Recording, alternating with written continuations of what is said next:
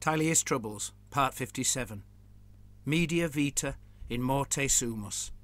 In the midst of death, we are in life. Early spring, 2403. Biagino grinned as he scrutinised the two prisoners before him, an expression of joy somewhat marred by the sharp fangs revealed in so doing, and the malignant gleam of his narrowed eyes. There were only two living people within a mile of this spot, making the sound of their gasping seem all the louder. Yet this did not mean the graveyard was otherwise silent, what with the fluttering of Biagino's robes in the breeze and the clinking clatter of bone meeting iron armour. The undead were also unquiet. "I have to say, this is a most pleasant surprise," Biagino declared, his voice little more than a croak, yet audible nevertheless. "You are exactly what I was hoping for. More than that," he added, his dry rasp transforming into something more akin to a growl. "I like you. It will be a pleasure to have your service for a long, long time." The men before him were a disparate pair. Both exhibited deep fear, but each in their own particular way.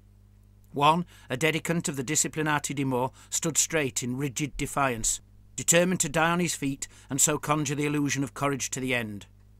Open-mouthed, he gulped at the air, like one who had only moments before been drowning. Both his robes and flesh were torn and blooded, the delicious sight and scent of which stirred up with the smell of his hot, exhaled breath to arouse the ancient hunger in Biagino. The other was a priest. He knelt, his tonsured head bowed, wringing his hands tightly together as he stumbled over a prayer, his strained voice little more than a whisper. A mortal man would have struggled to discern the words, but Biagino had the acute senses possessed by most vampires, and he could hear every syllable. Not that he needed to, for he knew the prayer intimately, having himself spoken it often when alive. It was a prayer for protection against evil. "Judica more nocentes me," the priest intoned, forcing the words, along with spittle and blood through clenched teeth. "Expugna impugnantes me confundante et reverantur querentes animam meam." Biagino was surprised to feel the prayer's potency working upon him. There was a sting to the words, a sharpness, as if their very sound was barbed, and the intent they carried scratched against some weakness hidden deep inside him. Rather than recoil at the sensation, however, he gave himself up to it, like someone lowering themselves into bathwater a little too hot for comfort, so transforming the feeble curse into a source of stimulation. Quite contrary to its purpose, he was enlivened by it, pricked into an even more present awareness than that of his ordinary state of being. "Your faith is palpable," he said. "I am impressed by the power of it. Such spirit, such strength. I want you to keep these things.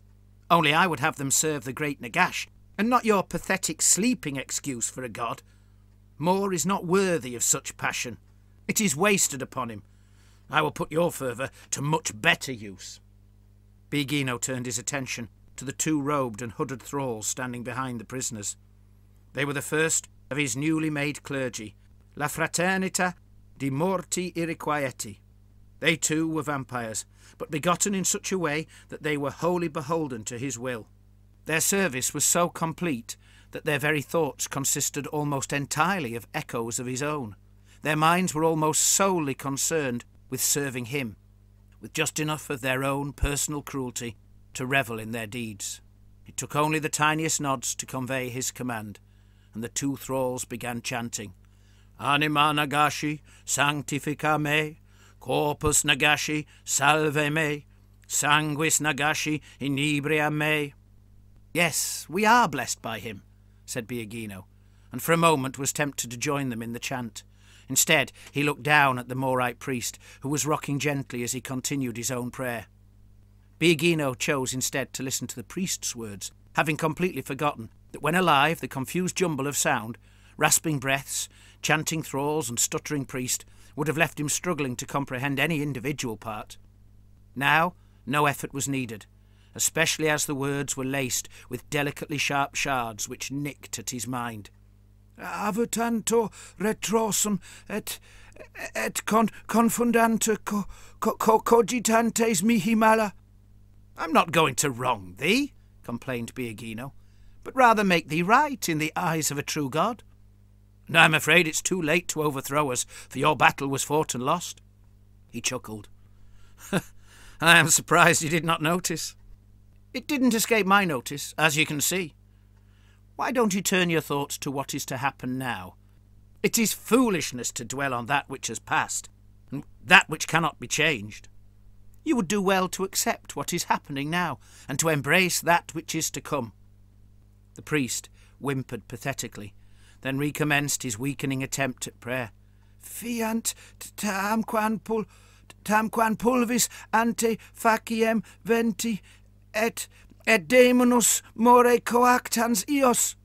"Tut, tut, good priest. You can see that I am not dust, and you know your prayer cannot make me so. As for the languid demons who serve your God, they're no more able to wake than he. Your prayer is wasted, your power has waned, your God is wanting." Biagino brought his staff down to point at the priest, mere inches from his bald pate. "Enough," he growled, for the first time allowing anger to brace his words. The priest fell silent, his hands suddenly limp, his shoulders sagging. Biagino had wrapped him in his own curse, unspoken as it was, but much more powerful than anything the priest had so far conjured. "Forget all the prayers you've learned. They are ash. Forget all whom you've loved. They are lost. Forget all whom you knew. They are doomed. You are to be remade, your flesh refashioned to serve us, despite its worldly corruption. Your mind will no longer be your own. Oh, and you must learn some new prayers." The thrall's chanting, delivered as if one voice, grew louder.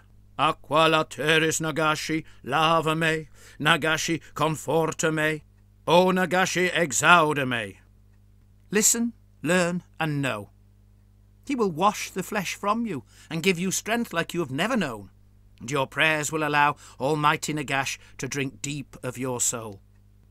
Biagino smiled, his eyelids almost closing as a malevolent satisfaction coursed through him. Then he turned his attention to the dedicant. This one would be easier, for not only was the man of a more malleable nature, his raw anger and fear already almost perfectly formed, but he had already made the mistake of looking into Biagino's eyes.